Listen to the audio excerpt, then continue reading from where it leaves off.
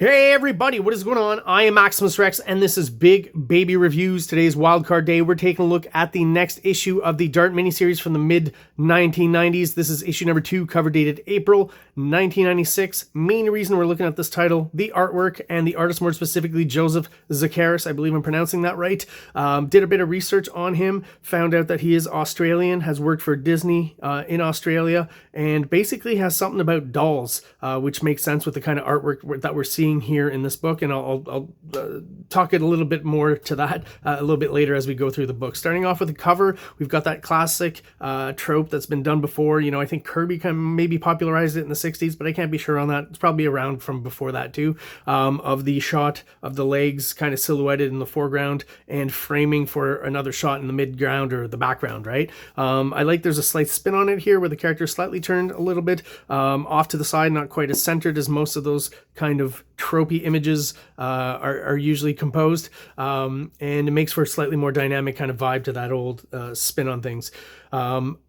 Artwork wise, I've mentioned, I'm sure last review, that the painted stuff is just great and I think is amazing. And the art inside pen and ink is pretty solid as well, compositionally wise, you know, point of view, storytelling, all that stuff. But I still find there's something just so much more powerful about the painted colored style that he's doing here on the cover.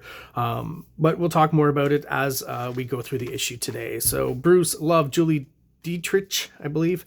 Dietrich, story, Joseph SZEKERES, art, Chris Eliopoulos doing the letters and in color doing the colors. Basically, the only American part of this book is Chris Eliopoulos.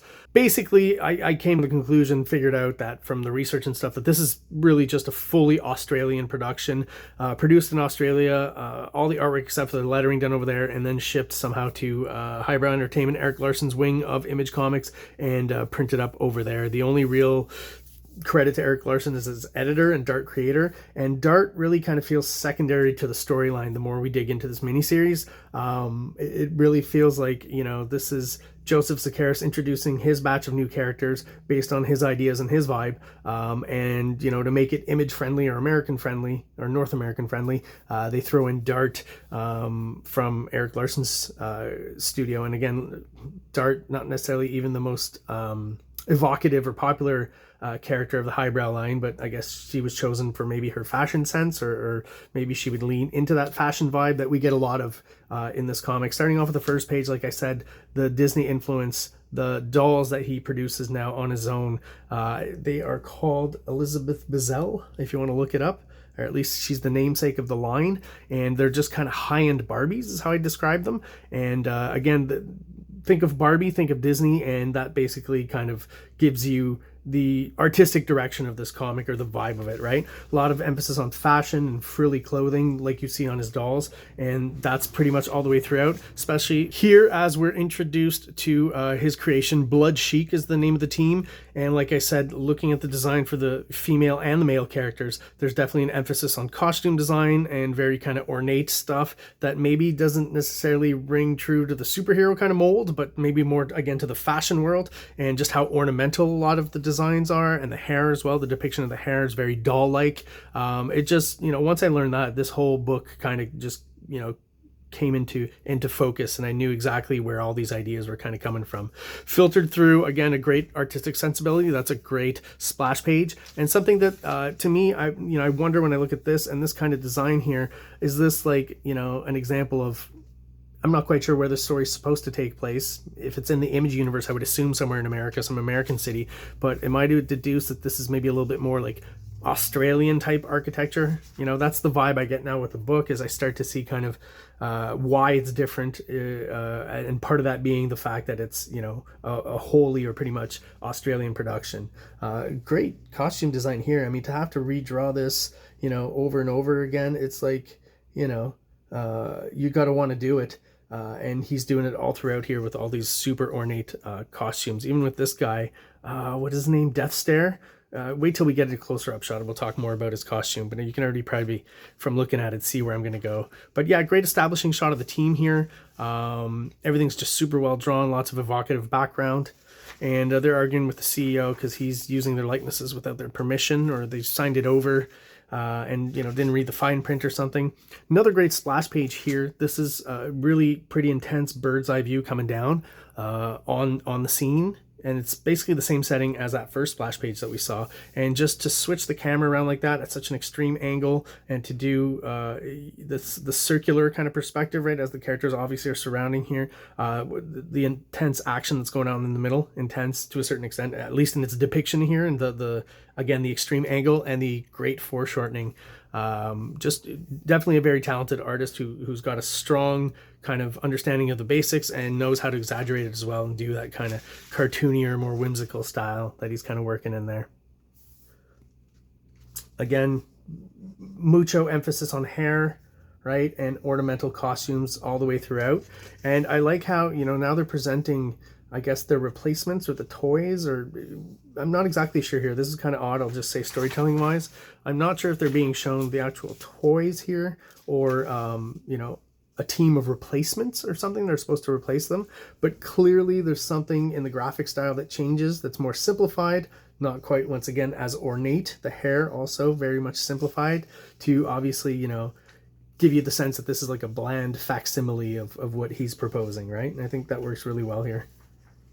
It's a funny kind of shot, and the whole book seems to deal with creator rights over characters, right? In a comic book sense, right? That makes sense at Image Comics, right? That's how, you know, the impetus originally for Image Comics was to be creator owned and own your own characters and get to decide their fate and what you do with them licensing wise, etc.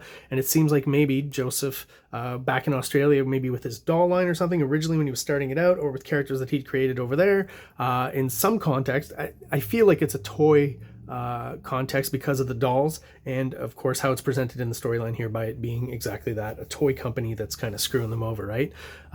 So I feel like all of that kind of ties in well together with that whole idea of creator rights, and maybe just giving us a little view into the toy world, which is probably not that much different than the mainstream comic book world. Anyways, that's the sense of the storyline, you know, the meta part of it, that's kind of creeping in there. Again, great splash page right here. Two splash pages next to each other, kind of gratuitous, but not really, because all throughout the rest of the comic I don't feel it's being used in that image mold. It's being used, you know, I guess to full efficiency is what I would say. They're not just gratuitous shots. There's a lot of layering, there's a lot of backgrounds in both. Again, this is a pretty fun extreme angle to be shooting at, a little bit from a worm's eye view on these characters that are introduced. And again, I said this was a splash, but not technically fully a splash, because we got those insert panels, which is great, kind of brings more storytelling into it, and lessens the effect of the doubles or the splashes next to each other.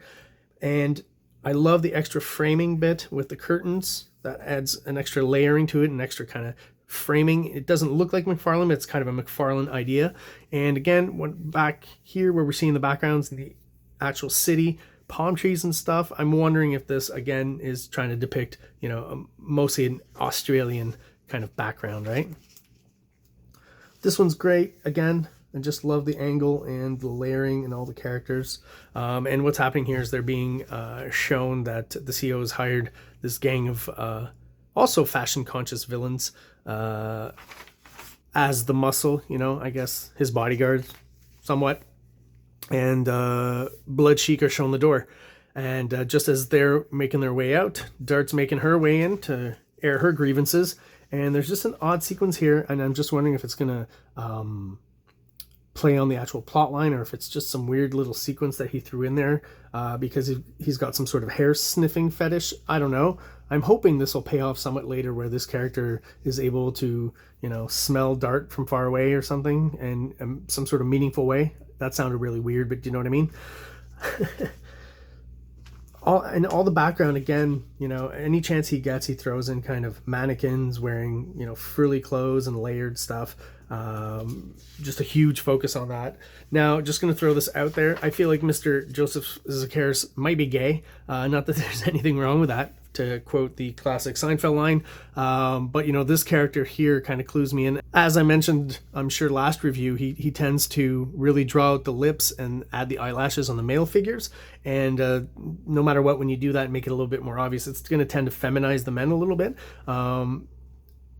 you know, the fact that he's called Death Stare, I'm not exactly sure what that entails as far as his power set.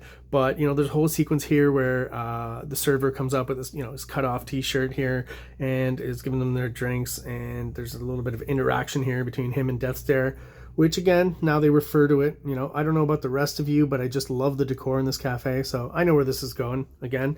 And here's kind of the best full shot that we get of his costume. So, you know, you got to admit there's something, you know, at least slightly or very homoerotic about it. And then this little sequence at the, you know, let's talk, or some sort of flirting going on there. I could be wrong, but I feel like I'm not. So basically the same sequence we saw with Blood Chic, and kind of a repeat of the cover motif, right? The between the legs shot with the framing and then zooming in, which is pretty cool there. I like this little sequence. There's something in these sequences specifically, I guess, because the Blood Chic characters aren't around, and Dart, you know, her costume in relation to theirs is quite different, much more of an Eric Larson, you know, simple, you know, showing off the curves, hot 90s girl kind of costume, right? Basically, again, Barbie just wearing latex bondage type gear, basically. And that kind of clashes, I think, with Joseph SZEKERES' more kind of Barbie influenced and Disney princess influenced gowns and frilly stuff, and just overall design sense, right? There's quite a clash there. That's what leads me to believe again that Dart is just kind of some sort of insert into her own miniseries in a weird way, that she's there to help sell books in America. It's almost like, you know, this could have been a Blood Chic miniseries, but they're like, that won't sell, or it'll be a harder sell. You know, this is all conjecture on my part, but I feel that. And, you know, let's throw in Dart and have her have kind of a minor role in her own miniseries in a weird way, but tie her story in with Blood Chic's, right? They're both going at the CEO for the same thing. So, you know, that's what's going on there, I guess. At least that's my hypothesis. Dear Lord. All right, real quick about this pinup, just from the names again. You know, pretty sure these are all Australians. And, you know, just to confirm it, well, before I do that, I'll show the actual pinup, which is all right. And each artist handling a different character. We get a description of each. And, of course, Australian independent artist pretty much spells out that, once again, trying to get some shine on comic book art in Australia and the community over there. This is the one sequence where I feel like the art kind of slips a bit, even though it is a flashback sequence. I just feel like there's not as much time spent on the backgrounds, and it feels a little bit more amateurish in the body language and the way some of the foreshortening and stuff. So it just feels like this page was done very quickly, and not as much care put into it. Maybe this one is the most image-like page to a certain extent. Yeah, I'm not sure what happened there, but maybe, you know, figuring out that it's let me go back to where it starts. You know, yeah, okay, so maybe as the flashback kicks in, he simplifies the style, and, you know, maybe that's smart, and that allows you to get through a couple of pages a lot faster and move on, get to your deadline. So the designer explains to Dart that, yeah, she did actually design the character at least a year ago, kind of implying that before you even showed up on the scene, right? Just a little visual cue there to tell you, obviously, she's, you know, morally kind of opposed to lying to her, but she kind of has to because the boss is putting the pressure on her, right? And maybe a little bit exaggerated, you know, but visually it helps get the point across that she's very conflicted about lying to her. And again, it just, you know, his facial expressions are pretty darn good. These are the shots where, like, did he work on Mulan or something? Like, there's just such a similarity to the shape and the expressions and stuff that you see there. This is one weird shot of Dart where I'm like, did Eric Larson redraw this or correct it or something? I'd say correct or edit it. I'll put it that way, because there's just something about part of this drawing here that is more Larson than this guy in a weird way. Not sure. So yeah, more of them arguing, right? Same conflict as with Blood Chic from before, and the bad guys in the background kind of as muscle to you know, protect the CEO, be the security. Dart leaves as well, but of course she can't help herself. Has a little walk through the warehouse, walks through a staff-only door, and this is where we get a little bit of action in this issue. And again, I think, you know, I'm looking through it. There's some shots that are all right, but I do feel like the art's slipping just a little bit. but maybe it has something to do with, again, you know, these dolls that he produces and Barbie and stuff like this. I feel like he's, you know, possibly even looking at dolls as reference for some of these shots, which would make total sense.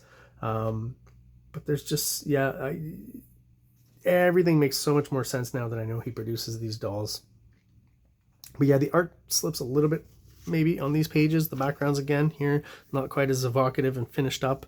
You know, it's a warehouse. The cart over here, you know, darts there. The proportions are slightly off.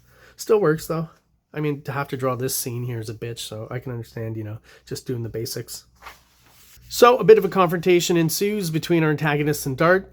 Just an interesting kind of visual thing is this character's, for lack of a better term, I'll call it power emanation, right? That's kind of a common trope in comics.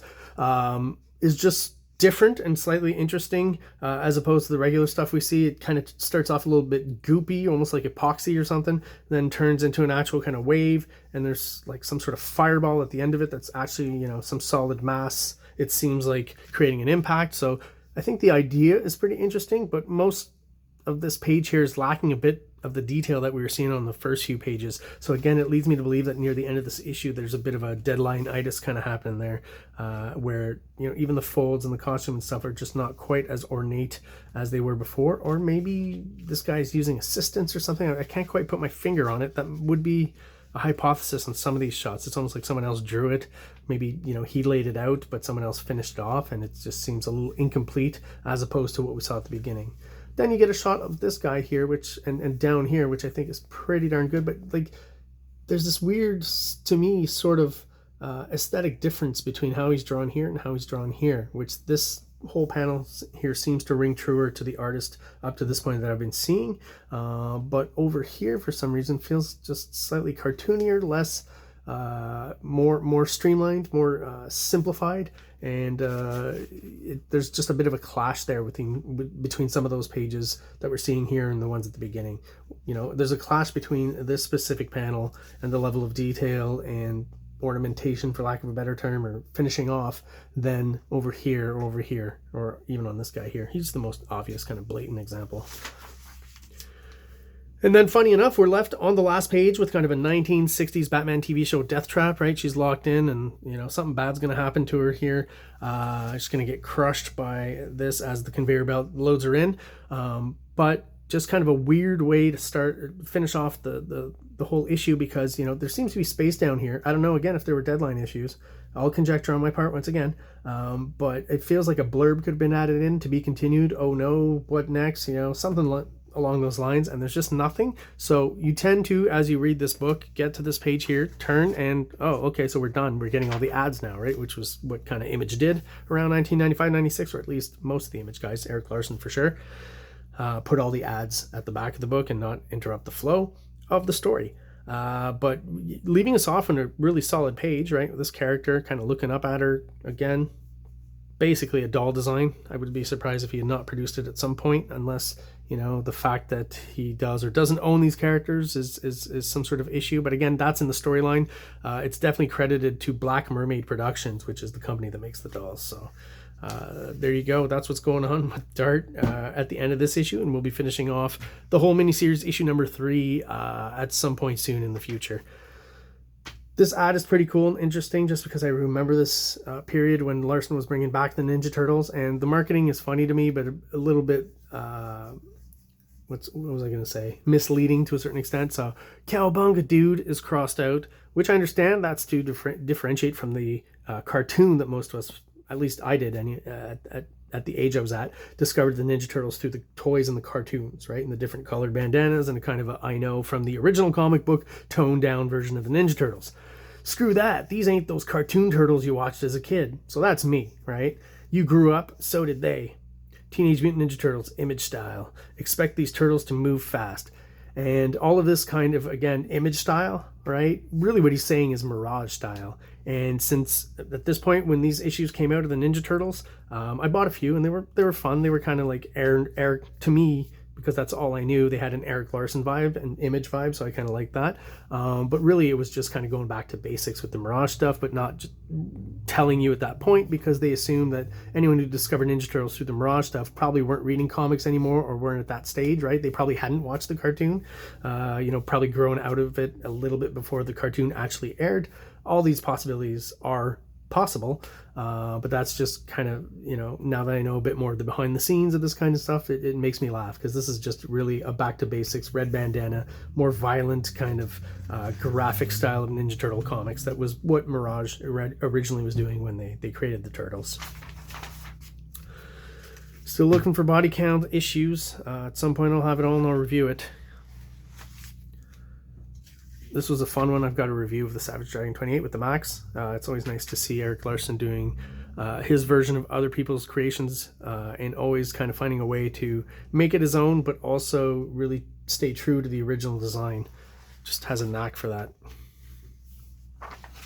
All right, guys, there you go. That is my review of Dart issue number 2. If you're still watching and you are subscribed, thank you so much. I really do appreciate all of your support. If you're watching but you're not subscribed, please do so below. It only takes a real quick second for you to do it, and it really helps the channel out. It helps us grow and helps us get out there to other people who are into comic books just like we are. So everyone out there, thanks again for watching. Have yourselves an awesome day. Like, subscribe, like, subscribe.